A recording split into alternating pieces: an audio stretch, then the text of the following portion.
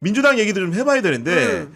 그 어제 이제 정청래 대표가 재보선 관련해가지고 세 사람 언급을 했죠. 네. 이광재, 송영길, 네. 김용 언급했는데 그렇죠.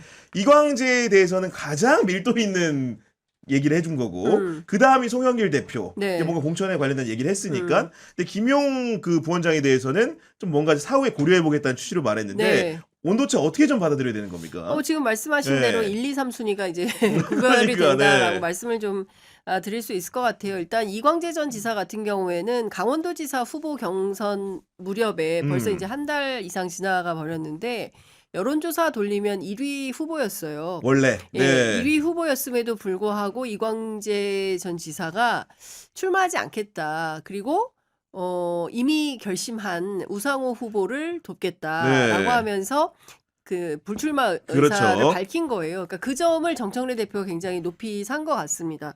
그래서 이광재 전 지사는 지금 현재 분당의 지역구를 두고 있지만 하남이 될지 평택이 될지 모르겠지만 경기도의 어떤 재보선 지역구에 전략공천 할 뜻을 격하게 밝힌 거다. 관련해서 이제 이광재 후보 쪽에 저희가 접촉을 해서 확인해 보려고 했는데 우리는 모른다. 완전 노코멘트로 지금 가는 거죠. 알아도 모르는 것 같아요. 예, 알아도 뭐 이틀 있다 뭐 기자회견 한다는 얘기도 들리더라고 보니까. 네. 알아도 모르는 건데 제가 이제 그 더불어민주당 고위 관계자 이거 오늘 아침에 제가 취재 편의점에서 단독으로 보도한 네네. 건데 다시 말씀드리면 평택을은 아니야. 평택을은 확실히 이광재는 아니다. 이광재는 네. 평택을은 아니다. 그러니까 평택을에 이미 조국 대표가 출마 입장을 밝혔잖아요. 그러니까 여기에 뭐 송영길 전 대표가 됐던 이광재 전 지사가 됐든 센 민주당 후보를 보내서 막 피 터지게 갈등하는 이 구도를 만들려고 하는 것 같지는 않아요. 민주당 지도부가.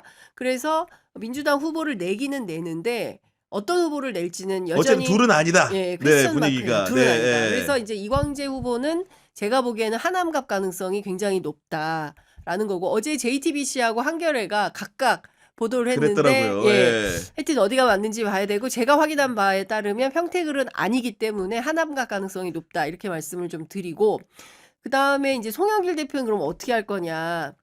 지금 본인은 인천을 떠나지 않겠다라는 생각이 아주 강력한 걸로 알고 있고 그리고 특히나 계양을은 본인이 이제 나고 자란 거의 사실상 그렇죠. 5선까지 국회의원을 그렇습니다. 했던. 그렇기 때문에 이제 계양 시민들에게 본인이 빚을 갚는 어떤 마음으로 은혜를 갚는 마음으로라도 계양에서 출마를 해야 된다라는 입장을 계속 피력을 하고 있어요. 근데 아시는 것처럼 김남준 전 청와대 대변인이 이미 출마 입장을 밝히고 있어서 그렇습니다. 애매한 상황입니다.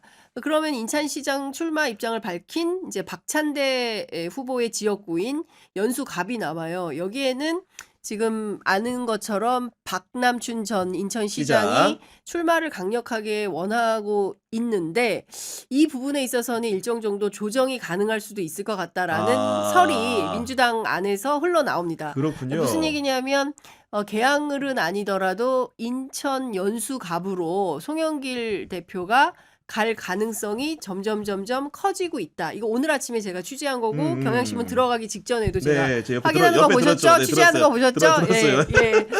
제 얘기 아니고 취재한 겁니다, 여러분. 맞아, 취재. 맞아. 예, 그래. 관계자로. 네. 아니 측근이에요. 측근. 송영길 대표 측근을 통해서 확인한 거고 아침에도 제가 확인했고 또 오후에도 이제 방송 전에 확인했고. 크로스 체크를 했어요. 두 분을 통해서 동시에 확인을 했고 측근이라고 해서 다 같은 생각이 아니기 때문에 근데 그렇게 됐고요.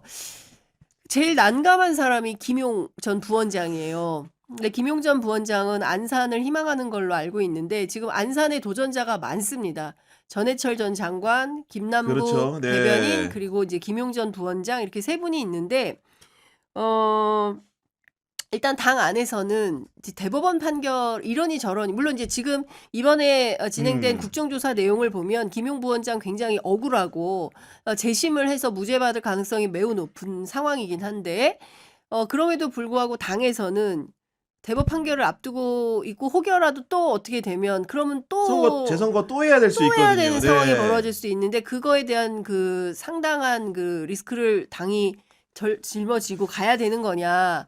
말아야 되는 거냐, 우리가 어떤 결정을 해야 되는 거냐, 오히려 역으로 기자들에게 이럴 때는 우리가 어떻게 하는 게 좋겠어? 라고 묻기도 합니다. 그러니까 그런 정도로 안산갑은 함수가 매우 복잡해졌다. 이렇게 말씀을 좀 드릴 수 있을 것 같습니다. 좀 길고 장황했는데 네. 상황은 그렇다. 근데 정청래 대표가 어제 이제 우리 그 이광재 전 지사 두고 얘기하면서 이광재 전 지사는 핫플레이스로 떠오른 여러분이 짐작하는 그런 곳에 출전해서 매우 경쟁력이 있다고 본다고 생각한다고 말했는데 핫플레이스라는 표현이 약간 어떻게 보면은 어떻게 느끼기에는 되게 경쟁이 치열한 지역처럼 느껴지기도 하고 그 주목받는다는 게 꼭 경쟁이 또 치열해야만 되는 건 아니고 뭔가 의미 있는 지역구일 수 있는 거고 그러다 보니까 그러니까 물론 이제 흐름 자체는 그 선배가 말씀 주신 대로 경기 하남갑이 언론이 보는 대체적인 구도로 여겨지긴 하는데 그 표현을 두고 약간 설왕설래가 있긴 있었어요. 근데 예를 들어서 이광재 전 지사가 그 평택에 가서 조국 대표하고 맞붙는 구도가 만들어진다면 이분이요,